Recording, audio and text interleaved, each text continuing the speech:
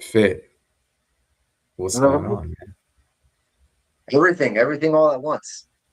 Yep, I love it. You Hmm. guys, this is a session podcast. We're here to combine what Fit does and what I do in order to be able to help you guys with your relationships. I am a licensed marriage and family therapist, creator of the Shine Campus, helping marriages from the inside out. And this is my partner, Fit. You want to introduce yourself? My name is Michael. I'm an infidelity recovery specialist, creator of the 9 stages of infidelity, and I am very happy, joyful, and grateful to be here with you in this very moment. Yep, let's get them. Hey, so you guys, today we're going to be talking about the power of vulnerability and daily habits of connection, but we're just going to let it flow. I think in our last session, we were able, it was a different day, but we were able to get in here and answer a lot of questions. We're going to be doing that even at the end of the month with our monthly meetup, where we are a little bit closer to you, being able to handle specifically what you're going through. We do have an agenda and we're on track to being able to really help relationships. You can review in our session podcast and be able to see like some of the things that we've already helped couples with. And we're just going to continue working on loving everybody. Okay. So, Fit, today we're going to be talking about how do we get a little bit more vulnerability. Vulnerability is one of those things that really helps to build connection, and if we're not vulnerable, if we can't get to that place in our relationship, and there's a lot of different reasons it doesn't happen, but if we can't get to that place, then we can't get to that closer feeling that will help us sustain our relationships. And so vulnerability is a really big deal. Um, I think that the more vulnerable we get, the deeper our intimacy can get. And so it's always a struggle: is are we willing to be vulnerable with each other as much as possible? All right. Yep. Uh, so much of it is like us being able to break patterns and do the things that we need to do. But um, yeah, we're gonna have to figure that out, and we need to help everybody out today. In your Yeah, I mean, practice, being Fit, yeah, vulnerable. go for it. Hmm. I mean, it's just being vulnerable. It's just so scary, and we don't even identify it as fear sometimes. We just want to do it. We don't want to talk about it. I don't know. It's all right. Right? We just want to avoid it, but we don't know, that deep down inside we may be fearing something. Hmm. And usually when we go towards what we've been avoiding, there's something there for us. There's some gold there for us, some to may make us feel uncomfortable to address, yes, but if we address it, then we can heal it instead of constantly having to deal with it in cycles and patterns. Yeah, yeah, it's the fear inspired, and this has been a theme of our conversations. No matter what we're talking about, it's the fear inspired interaction that leaves us in bad situations or in scenarios that we don't really want to be a part of. So we can't be afraid of what it's like to be vulnerable. And I know that's easier said than done, but it's super important. Vulnerability breeds intimacy, and if we stay on track with that, it's going to be a really good deal for us overall. Okay, there's a listener that put a question in that we want to be able to cover, which is, I want to feel closer to my partner, but when I try to open up, it feels awkward and unsafe. How do we actually build intimacy? What would you tell to that person? Is there something, a feeling there before that all happens, Mhm. because your emotional body is telling you something right then and there? And so what's the thought behind it every single time that happens? Because that thought may be arising something in your subconscious or in your emotional body before that even conversation even takes place. And so already that fear or that energy is already there, though you're going in with the best intentions, but your frequency, your energy says otherwise. And so uh, go in there when that happens. Like, when I say in there, I mean in your mind, in your heart, in your body, and really identify what is it that I'm feeling right now before I'm about to have that conversation, and Yeah. why. What is the thing? Think it out loud, hear what it is out loud, and dissolve that scenario and recreate that perspective and that energy for yourself in that moment, and determine a new decree, a new outcome, uh, in that situation and practice it. And I know that may seem, a bit confusing right now, but just again, remember, in each and every moment, your body is indicating to you something, and you're feeling something, and you are thinking something, and projecting something. And so each and every moment it is shifting, because that is a lie that you've been taught over time. And so what you must do is shift and tell yourself the sacred, truth, your sacred truth that you find for you, that's best for you, to shift that reality and begin creating a new pattern, a new energy, and developing a new relationship over time. Yeah, it's going to be super helpful to them. I like a picture of like a plant, and especially if we talk about like a plant that we're just planting, Mm-hmm. creating the right environment and feeding and watering and providing the right kind of energy to that scenario is what actually helps the intimacy to grow. So if you think of the intimacy as the actual plant that you're trying to create, it is a matter of being able to create the right environment. And so specifically what you need to be able to pour in is some vulnerability, but we can't pour in vulnerability into a space that's not safe. And so a lot of times couples, you're trying to do the things, people, you're trying to do the things, but you're not in a safe environment. Why aren't we in a safe environment? A lot of times we're not in a safe environment because one is I'm afraid. And so if I'm afraid, I'm going to create a not safe environment. It's going to be, like you mentioned, Fit, it's going to Mm-hmm. be anxious. It's going to be one that constantly keeps the forearms up, right? Or constantly is willing to do the fights, but nothing about wrapping our arms around each other. And so the challenge is to really kind of create a scenario that's conducive to growing that intimacy. And it means that we have to get to a vulnerable place. The only way to get to a vulnerable place is to have an environment that looks like that. To answer our listeners' question, how do we actually build intimacy? It's first creating an environment that's safe and that could allow that. And I love this as a concept for all of us as couples is we can't have a fragile environment. It's going to be challenging to do relationship. And if you have a fragile environment, or if you're going to interact in a fragile way, with, if a hardship happens, we topple over, or somebody says something that's not the right way that I needed to hear it, then I topple over. The more fragile we are, the harder it's going to be to maintain the environment that's safe. It's not comfortable or fun to be in a china shop. Why? Because you got to constantly watch your back. Am I breaking this? Is this going to happen? And so you're not vulnerable. You're not going to be out and be free in that china shop. So don't be a china Mm-hmm. shop, right? Instead, Right, be right. a place, be a person, be an energized individual that can actually accept and allow somebody to be free in that scenario. And that is difficult. I Mm. know it's difficult because it means that like somebody's going to say something that we don't like. It means that we might get in an argument, or it means that we might have hardship.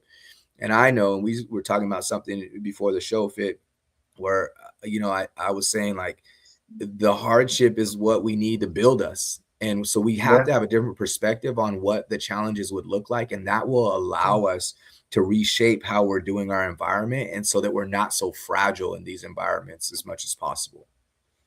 Any follow ups Yeah. to help our listener? I mean, uh, intimacy. You want to think about that, and what we're talking about in vulnerability, and uh, is a feeling. And we'll get to that, a little bit later, in physical intimacy versus emotional intimacy.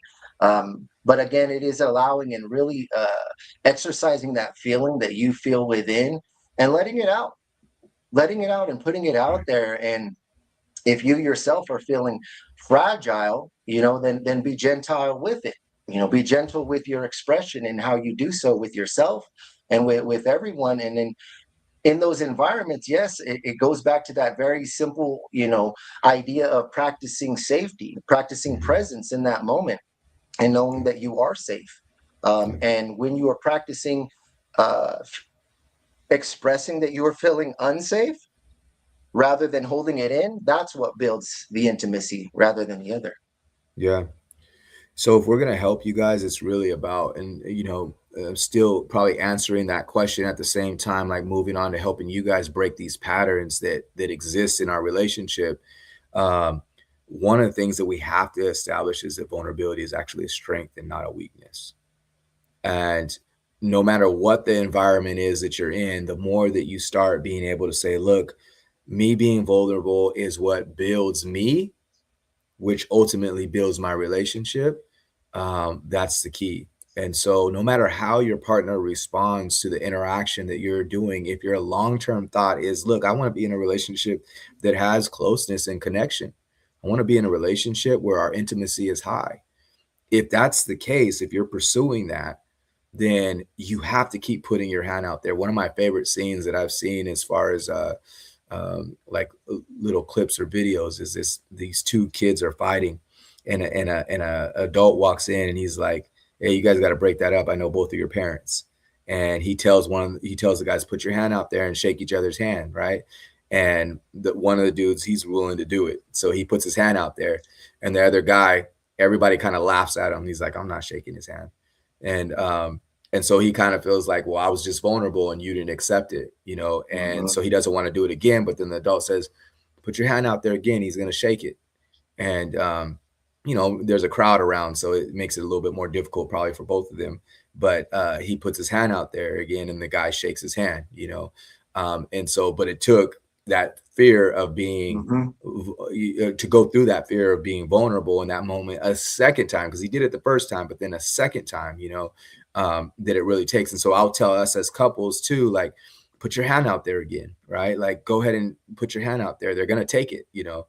And so we got to really think of it as a strength. Like, this is me building me. It's less about how they respond and more about me doing the thing that I need to do to actually grow this relationship into something that that we need to grow into. What's your take on vulnerability as a strength, Fit?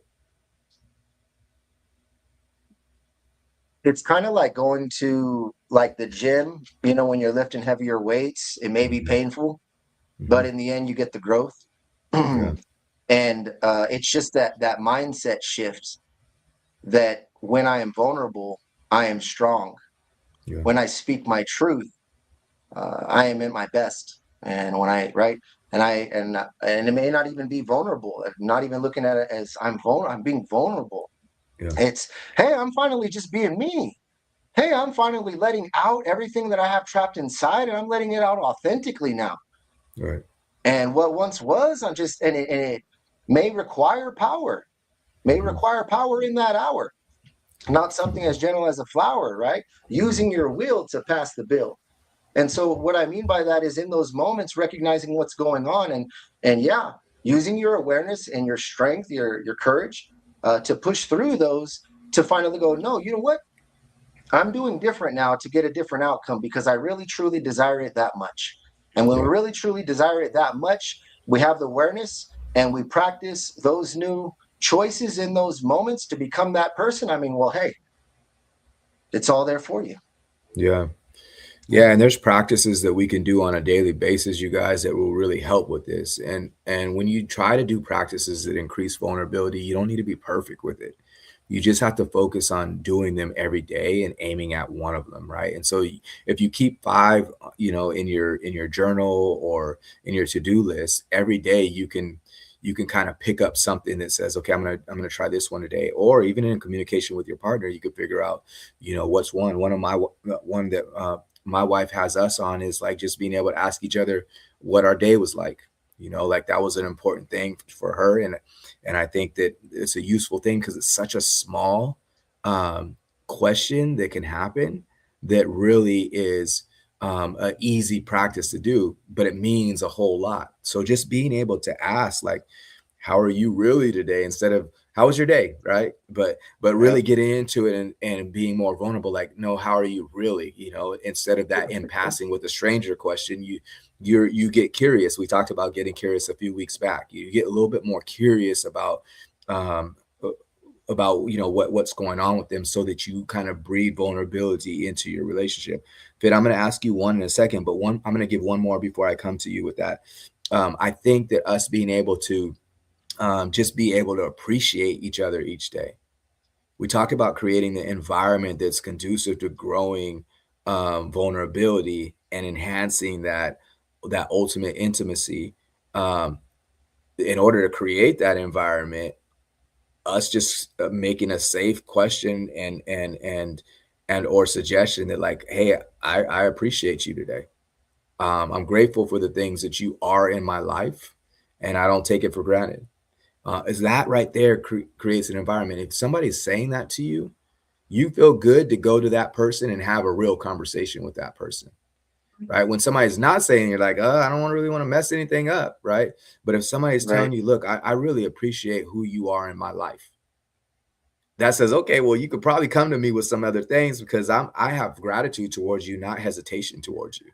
And so it's really important for us to be able to tap into these things on a daily basis so that we're really building what it is that we want. Do you have one And the fit other that would person help too, anybody? Oh, go ahead. yeah. I mean, and the other person has to be in the, the mindset of receiving it too, Hmm. and allowing it. Um, but other so here's one thing that I would suggest to really increase the intimacy in going first, in being Hmm. vulnerable first. Don't Hmm. wait for your partner to be vulnerable first. You I love it. practice it. And I love so it. I'm instructing you to be vulnerable, to go first. Okay, well then I'll do it. I'll follow my own advice. Hmm. And so Hmm. for me, like I had issues of rejection, and not being enough, and thinking that I wasn't attractive enough, there was nothing special about me, why would anyone want me, all of these things. And so when things would start to happen and I wanted to practice vulnerability, I would start to say things like, hey, when that happened earlier and I just kind of got quiet for a while, I was actually like upset, and the reason why is because I felt stupid. I'm like, Hmm. really? Like what? Yeah, and it's like, and you're processing it in the moment too. You're like, Yeah.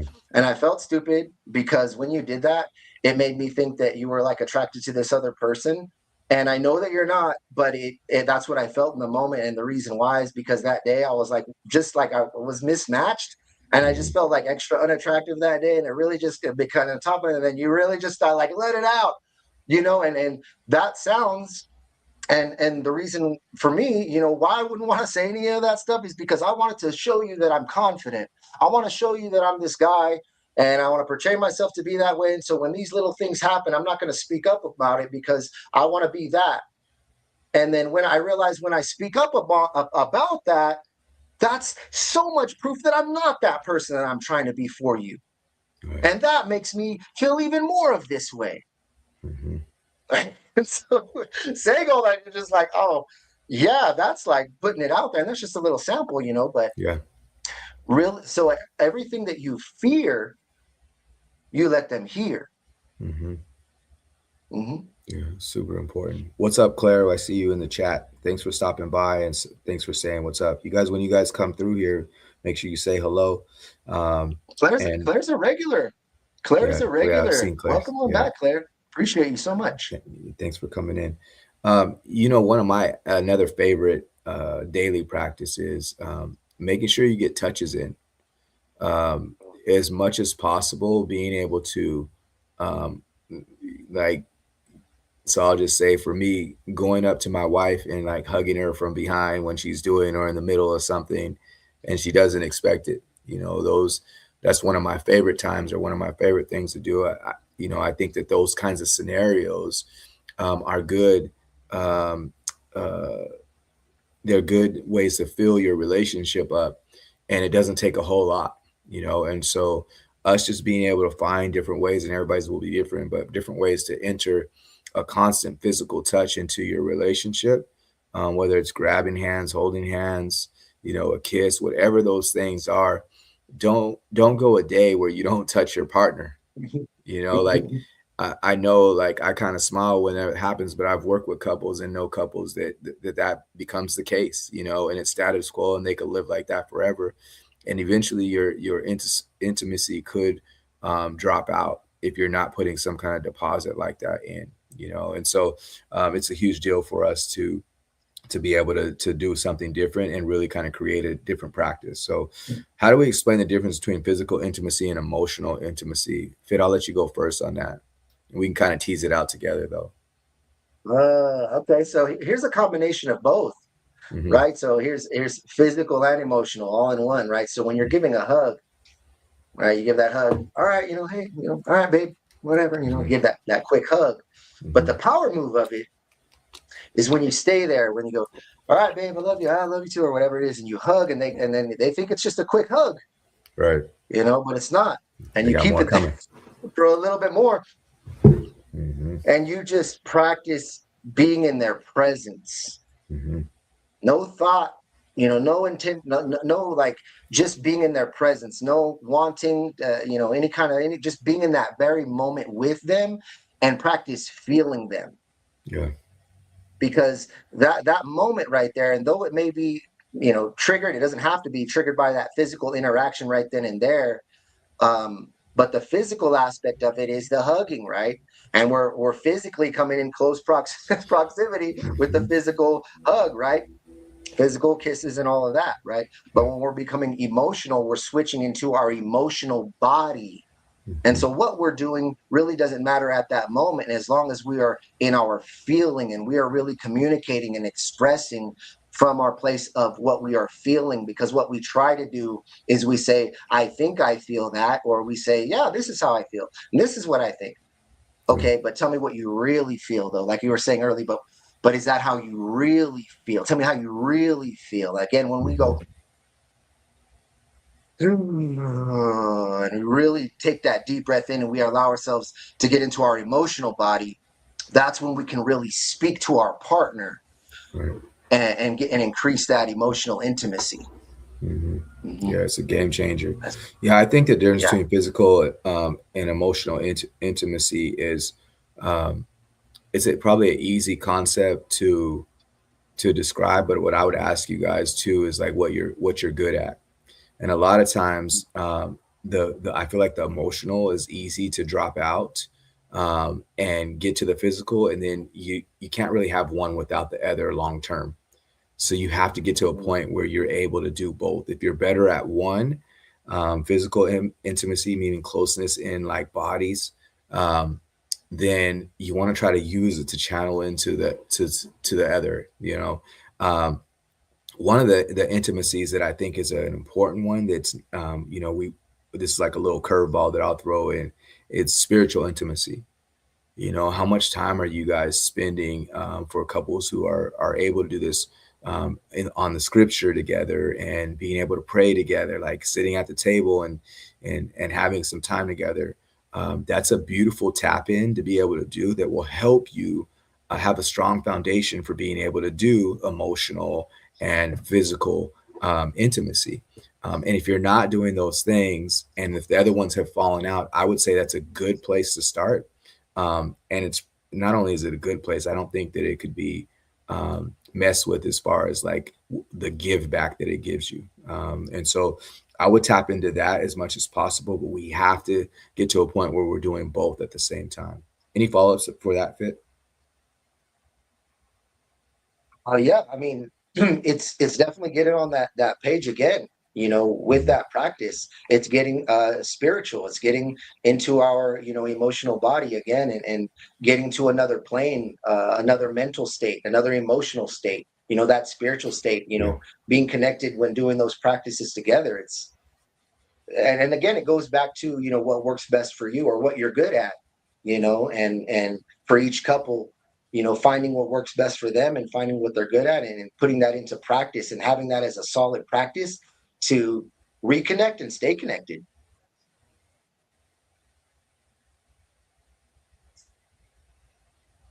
You still You there? cut out a little bit there, Fit. Yeah, I'm here. Oh, You cut out a okay. little bit, but I got you now. Hey, so one of the things I'll do to follow it up, and then we got a question in the chat too.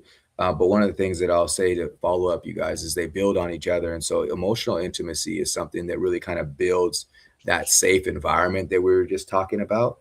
And then physical intimacy gives you an opportunity to be able to really express that, whereas spiritual intimacy strengthens those all three of those, puts all of those together and strengthens both of those. And so it's important that we do both, so you can create the environment and the interaction at the same time. And so we want to try to build on that as much as possible. So Margie has a question in the chat. It says, what are some of the reasons why a betrayed partner disconnects emotional, physically, and mentally? Do you want to answer that first, or you want me to go first? I have a good answer. Yeah. Yes. Go Me first. go Go first? first. You Yes. cut out right there. Okay, so I will go. So Margie, what I will say to you is, and this is how I summarize it. When when I have a love for you or when I care about you, um, I can't I can't hurt somebody I care about. Um, so I can't be hurtful to somebody I care about. So what's important is I have to decrease. If I'm the perpetrator, I have to decrease who you are or reduce who you are or what we have in order to pursue the perpetration. So a perpetrator can't hurt somebody unless they decrease them or devalue them.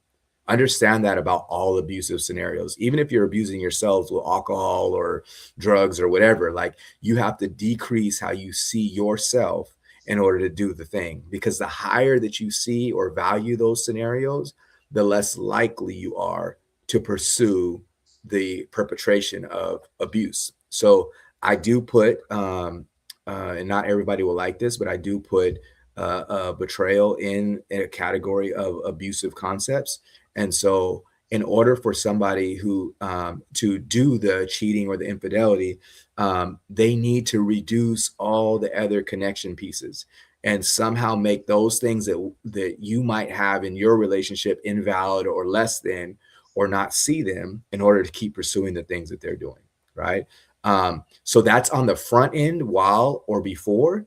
And then afterwards, I think that a lot of times it's guilt ridden scenarios, and people will have to work on that, that will keep them from being able to get back in the scenario, right? So I can't get back into my partner if I'm the perpetrator because of the harm that I've done or whatever that scenario is. And so I feel like it somehow makes the relationship invalid when the partner disconnects for them in their mind, right?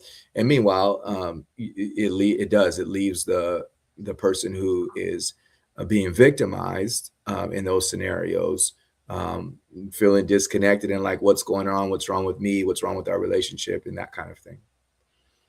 Mhm. Fit, you have anything to follow up with? Yeah, definitely. So think about it like this, Margie.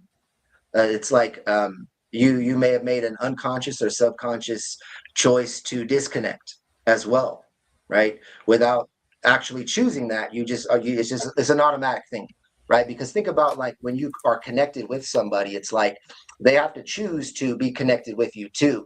And so right then and there, you're before you found out, you're like, all right, we're connected. I'm connected to you. You're connected to me. But then what they did was they disconnected from you, which left you okay. Well, you disconnected from me, and as you're already got. So what am I even connecting to?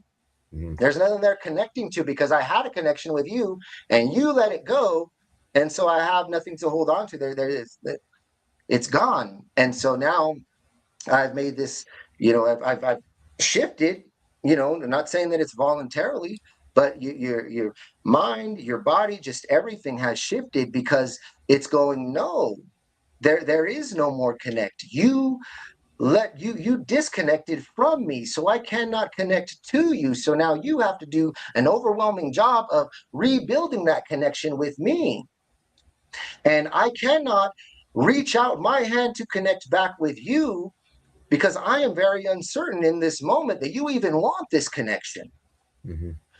And so that disables me from having any kind of motivation, any kind of inspiration, will remove the feeling of love from me completely, and this is where it leaves you. Mhm. Okay. Yeah, I like that side of things, Fit, because I think what happens a lot of times is we have a built-in ability to protect ourselves, and as we see that things go on, I think we can sense it subconsciously. The other thing that I will say too, and this isn't a bad thing by any means, but I think that when we're hurt, automatically our bodies have that sense of that needs to be punished or somehow fixed. And so, what is the best way? And the reason why it does that is to protect ourselves. If we're the betrayed or we got betrayed, we're the victims in those scenarios, or we've been victimized. um, our body wants to protect us, and so it's like, Yeah. that is not a safe individual to to connect to. And so that disconnect that I was describing earlier creates disconnection. So we always know love gets love, hate gets hate, disconnect gets Mm. disconnect, right? And so Yeah. how does Yeah. it manifest? And it manifests a lot of times in a way that says, hey, I'm going to mirror that just so I can be protected myself. Mm. Yeah. What a good question. That's such a good question, and I think it's useful Mhm. too for so many. Can we hit a energy spike real quick, Fit, with some surface or Yes. vulnerability, and kind of figure out like, hey, is this so just so everybody kind of knows like what it is. Is it surface or is it vulnerability? That way we could be clear when you're asking questions like this or interacting this way, you're making a choice that's conscious now. Is it surface or is it vulnerability? All right, first one. Uh Work was fine today. Yeah. Surface. Very surface. Yeah, yeah. Fine. They say that fine stands for freaked out, insecure, neurotic, and emotional. Mm, When you say mm, fine, I'm fine. mm, But mm. fine is a fine line. Yeah, yeah. Define what fine is. Define what there's no Um, definition there, right? In mhm, contrast with mhm, this one, so here's the second one.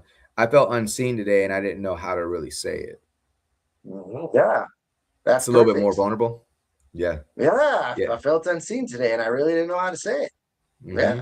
of course. I think That's the and more that's that we ask the question on top of the statement is it becomes important, and we're not blaming like last week we talked about blaming, right? But just being able to ask the question on top of the question.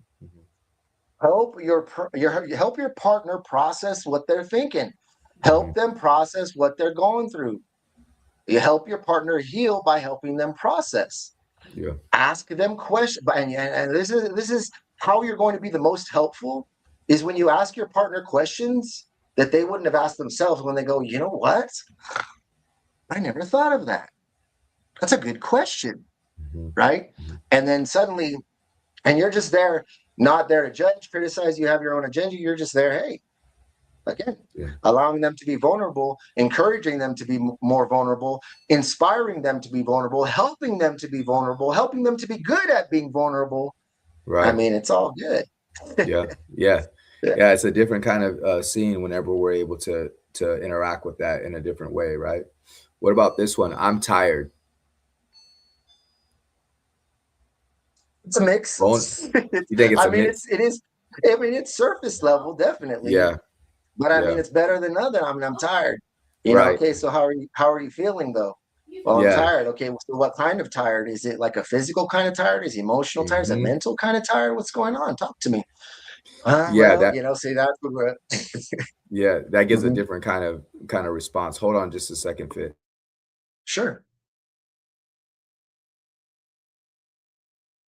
So Fit, I shared this with you, but I didn't share this with our audience. Like I'm at a hotel right now. We're in the beautiful Napa, and so that was our house cleaning person. I think that came in. She wanted to clean. So, anyways, Mhm.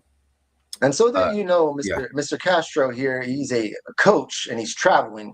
He's not at a Mhm. hotel up to any kind of, you know what I mean? He's out here and he's coaching and he's on the What are road you here. saying? All right, so let's just clear that up. All right. Let's put Um, but it. all right, I wanted to get back to the comments. Margie was, showing appreciation and gratitude for it. And I just want to let you know, Margie, I appreciate you for being vulnerable by asking those questions here in front of our audience. And I Mhm. invite more of you to ask your questions, please. We love and welcome your questions very much so. And we are not here to judge or criticize. We are here to champion you to your victory and see you at your absolute best. Okay. Yeah, Marie kind of echoes what you're saying because she's like, thank you. That's so helpful for Oh, Marie. me to understand what's happening in my life at the moment. I mean, and that's true that the more we have these discussions out loud and together, and we're asking questions, something is helpful to everybody to the point where sometimes you don't even have to ask a question because it's getting answered already or getting asked already. So I love that what we're doing here as far as being able to help each other out. You guys, I love it. All right, so I got one more. Oh no, let's do the I'm tired. Let me finish that one up real quick. So I'm tired is it depends on really the tone and all that, but in general, like I'm tired doesn't say enough. It just doesn't say enough. It doesn't really Yeah. describe like, man, I'm maxed out because of all the thinking that I've done today, or I'm maxed out because of all the tasks that I had to do today. That just gives a little bit more. The more information you can give, the more vulnerable you'll be being in your relationship, and it's hugely helpful for everybody to get a little bit more closer. Okay. All right, let's give them a weekly reset fit. So here's the thing that I think would be helpful for you guys to have, um, just to take in and try to do every day this next week. So we all every week, you guys, we're giving you guys something that you can actually take to your relationship, and it could be helpful. It's practical. So I would say, um, one is to be honest emotionally. Uh, in a day, can you just share what's going on? Right? And again, if we get away from the simple, like I'm tired, right? And instead say like, hey, I've used a lot of thinking power today, or somehow like I've communicated with a lot of people today, and so just kind of exhausted from having so much conversation, right? Not that somebody needs to take care of it, but that's where I'm at, right? Just being vulnerable like that as much as possible. Fit, I'm going to come to you with one suggestion, but I'll give one more first. So, and then I think an affirmation is huge. So an affirmation is kind of like a double whammy because you get a chance to really say what you are acknowledging about your partner, and see how well they do. But then also, um, you get a chance to be able to be vulnerable with them about, hey, this is my conversation towards you, and it gives us a chance to emotionally wrap our arms around each other. Okay. What about you, Fit? Anything? Any other rituals that they can do? I mean, like instead of like ritual, think of it as like practice, like Mm, a practice that you continually get better at. And it just starts with trying, going on the topic of vulnerability. I remember a big reason why I began to develop relationship skills was because I would get insulted. I remember specifically, I was told, like, you just don't know how to communicate. Like, that's just, and I would say, well, I can learn, and then I was specifically told, now that's just who you are, like giving me my identity. And that really hurt. And so mm, that made me want to start learning about communication. Uh, and, and so I started learning and I started practicing, and I wasn't very good at it. Maybe I'm not all the best now. However, it does take yourself, does take require you uh, pushing past, maybe if you want to call it that moment where you don't want to, where that moment where it's uncomfortable, where there's the normal pattern of what it was before. And so mm. I'll wrap this up by saying, no matter what it is, ritual or you practice, whatever it is that you do, do it and do it again and again and again. And don't let yourself defeat yourself by going, well, hey, I tried that. Well, see, it doesn't work. Because the moment we start to go, it is what it is, then we reach that acceptance where we go, okay, I want to be here, but I'm just going to accept that it's here, and there's nothing beyond that. When it's not, it is what it is. It is what you make it. Right. I love that. It is what you make it. Um, and so, you guys, every month we're going to be meeting up. And this month we chose the day after Christmas, um, at 4 p.m. to meet up live. And so, you guys got a couple of weeks to sign up for that, and to get in there. And we discuss our topics. But then I think in our last couple of meetups, what has happened is whatever topics are close to your heart and right where you need to be, we go into that and we kind of tease out whatever we need to get to a point to have give you some practical ways to be able to move forward inside of your life and your relationship. And so I want to invite you guys all in, and kind of know that, you can join us. Links will be inside of our social media, and we'll make sure we get that to you guys. Before we leave, we want to make sure we give you guys a word of the week, and that word of the week is closeness. I think the more that you can think on those terms, you're going to be in a better spot. A lot of times we think, what's going on for me and how do I solve my things, right? But instead, switch Mhm. in your mind and have the thought that says, how do I become a little bit more close in my relationship? That's my destination. Can I get a little bit more close to my partner, right? Fit, I have one more thing before we wrap it up, but I want to come to you with your last thing. Any last comments or thoughts about, being vulnerable and switching those habits to connection? I don't have any thoughts about that. What I'm thinking about right now is closeness. because I don't use that word too No. much. Hmm. Closeness, right? Hmm. And so now I'm thinking, okay, how can I? Because that's what for me, I'm a coach, but I'm a husband, dad, first, or, Hmm. and Hmm. so I automatically, okay, how can I apply that to my relationship? Mr. Thomas right there. So closeness. So that's a good one. So I'm already thinking of ideas of how can I be even closer in my Right. relationship. So I really love that because, being intimate may not be the same thing as being close, Hmm. because so like, for example, like, so close could mean, okay, so we're closer. Does that mean we're like letting each other know of more of the things that are going on throughout the day, and we're like, yeah, yeah, okay, and then checking in with this, and then what happened later, and we're more consistent with, what's really happening? Is that what it means to be closer? Hmm. Right? And so it's really interesting to first define what your definition of close is, and Hmm. let alone how to be closer. So I Right. love that. I'm really excited by that. Yeah. Yeah. Yeah, Mhm. we must grow these things in our relationships, and I think Fit, you're a good example of being able to describe like where I'm not isn't maybe the thing to be excited about, but where I'm not gives me where I'm going, right? And so Mhm. that is exciting. And the more Yeah. we can think about things like, hey, you know what is closeness? How do I define that? What does it look like for me in my relationship? Those are the things that actually grow us. So ultimately, you guys, this month we've been talking about intimacy and how to get to that. And it's been a trail for us. Um, and this is probably the starting point um, for being able to be intimate in your relationship. When you talk about struggling sexually in your relationship, when you talk about struggling to have physical touch in your relationship, these actually are the starting points, right? If you're going to move to a different spot in your relationship, you start with these things right here that we just talked about. So don't get it twisted. And that's why I wanted to make sure we close with this is like, we're giving you some things to do that may seem like, oh, okay, this is how I'm a little bit more vulnerable. Well, vulnerability breeds connection, and vulnerability breeds connection. Connection is the place that actually gives us the ability to create intimacy in our relationship. Without those things, it gets more challenging to do intimacy. So we have to keep putting our hand out there, so to speak, and being the first one to go on creating the scenario that means closeness and connection. That is our challenge for the week. And the more that we can move on those concepts, you're going to get to the places that you need to in your relationship. But if you try to skip over and you say like, look, and couples will come to me like, hey, we're not having sex, or we're not doing the things that we need to do to build connection. We try to skip over the process, right? We just try to go straight to that and feel like something's wrong, then we're going to be in a bad spot. But if we go back, rewind it back and say, okay, look, Thomas and Fitz said, we need to do these things as far as vulnerability. And you go through these steps, you'll see that these put a charge in your relationship and allow you to be able to do the things that you want to do. Okay. It won't be other things that create the closeness that you want. Okay.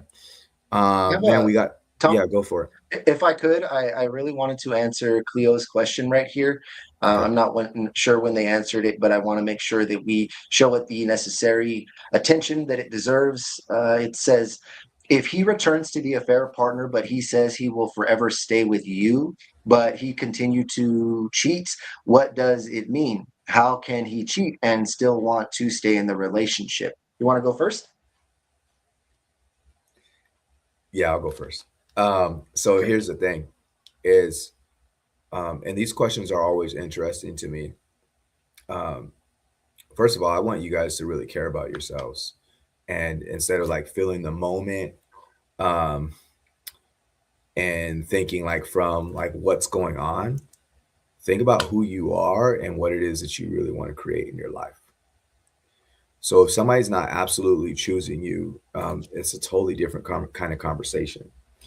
I think it's harder to figure out when somebody is not aiming for higher. There aren't good answers. So like, um, in this relationship question, like somebody's not aiming for higher.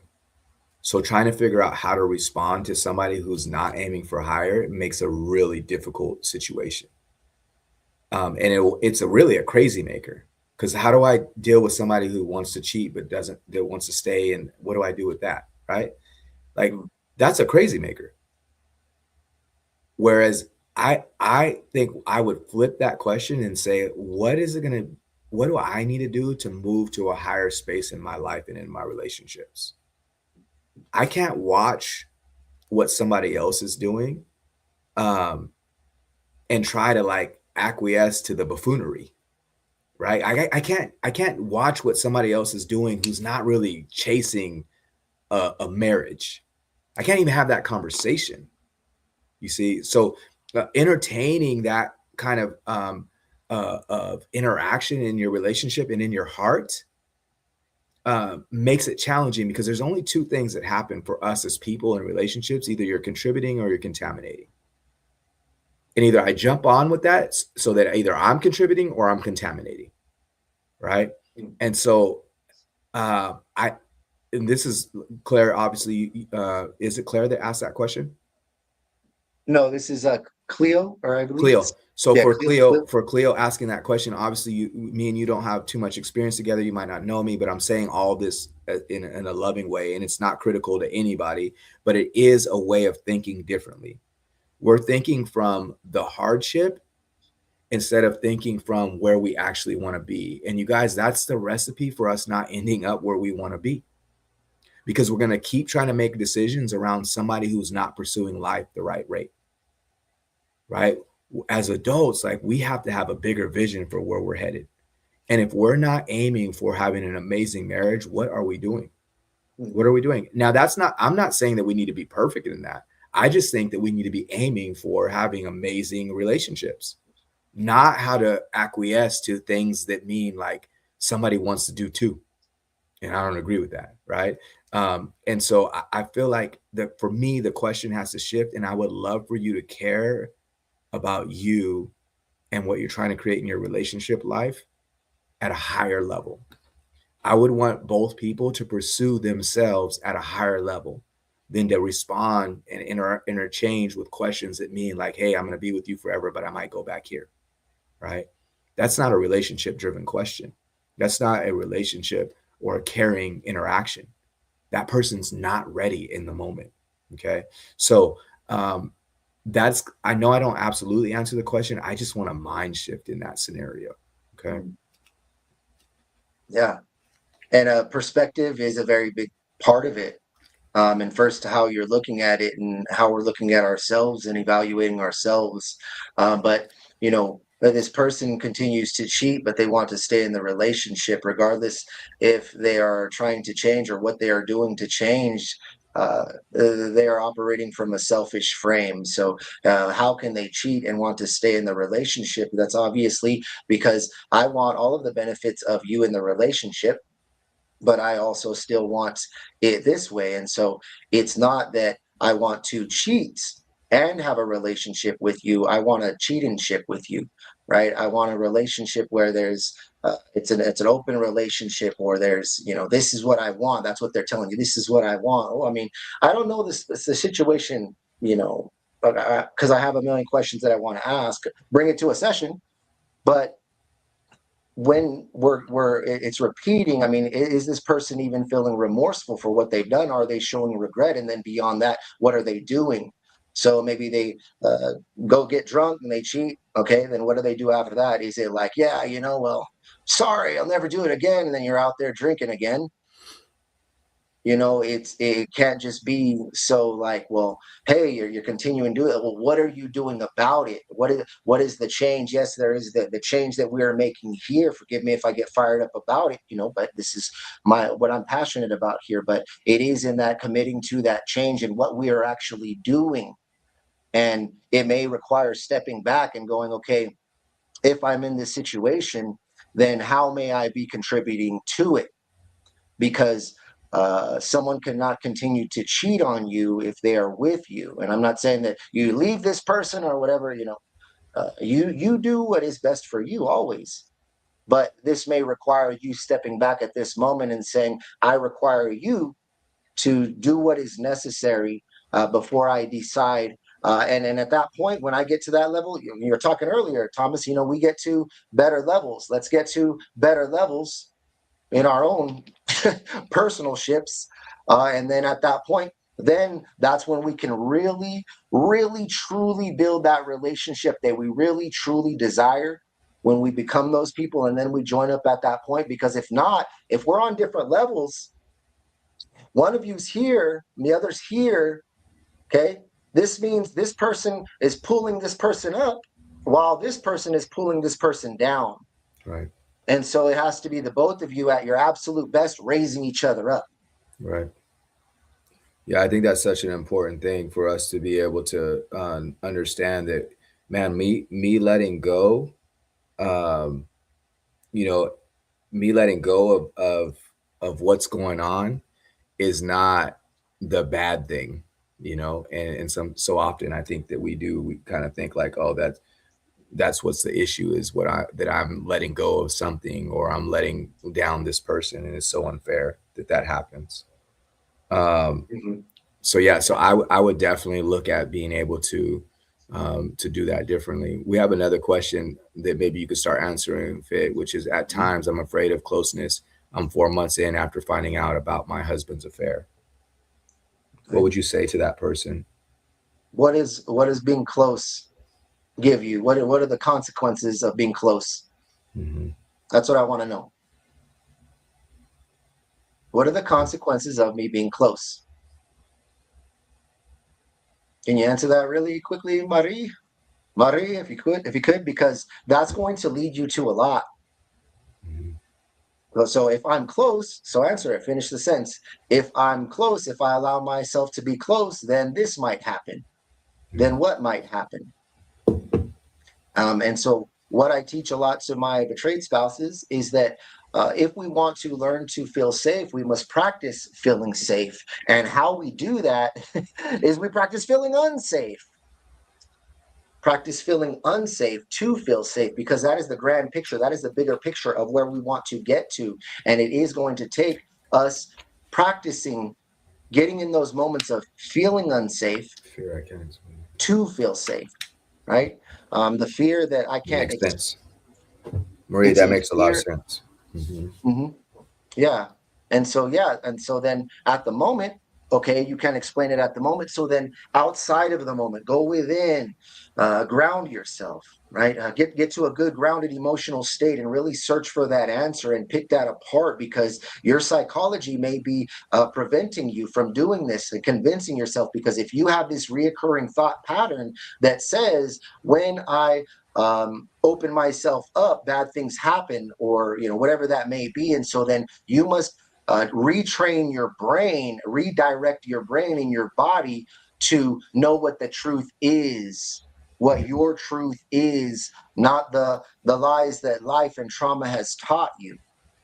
Yeah, and I'll double back on that trauma scenario, Fit. So, Marie, what you have to understand is, anytime there's infidelity, that's a trauma scenario, and so your body, and this is probably why you don't or can't explain, at the moment, your body is possibly in a shock mode, where it's hesitant, and so imagine that that somebody hears gunshots, and then they get traumatized, and then next situation somebody claps and they get underneath the desk, just because of that loud response, and the body does that automatically. They couldn't explain, like, why did I get under the desk? But from the story, we kind of know, like, it makes sense that we would be hesitant to approach that scenario, because you've been in a hurtful situation. So 4 months is very soon, and so be patient with yourself as you're trying to get to the closeness, and allow some of the processing that Fit talked about, allow some of that processing to take place, but don't be in a hurry. And the more that you're not in a hurry, and you're willing to go within and do the looks, to see you, that's the most important thing. So how we resolve that person who goes on the desk is, we'd go sit next to them, and we would say, like, hey, I'm here for you, you don't have to have an explanation, right? And that softens up the ability, for them to put their forearms down, so they can start seeing more. And so I would say to do the same thing with yourself. Even though you have this fear of closeness, you don't need to be able to explain it yet. The explanation is coming with your softness and understanding, if you're not in a hurry. So don't be in a hurry to get from underneath the desk, so to speak, Instead, be in a hurry to be able to wrap your arms around yourself and be patient with what's going on, and fret less with the outside things. So like somebody else might come in and try to say, well, you need to be in a certain place, or you have to do these kinds of scenarios, or your partner might even respond to you in a way, well, get over it already, it's done, it's already happened. Like, what I would say to you is allow yourself to build your strength, get back to the gym, so to speak, and start doing all of that emotional processing that you need to. Okay, totally makes sense. Yeah. Yeah, those scenarios are traumatic. All right, you guys, it was good being able to spend some time with you. I love it. I love the questions. I love the participation. And hopefully, you guys are able to use a lot of these tools that we're giving you guys. And we'll talk to you guys next week. Bye for now. Hey guys.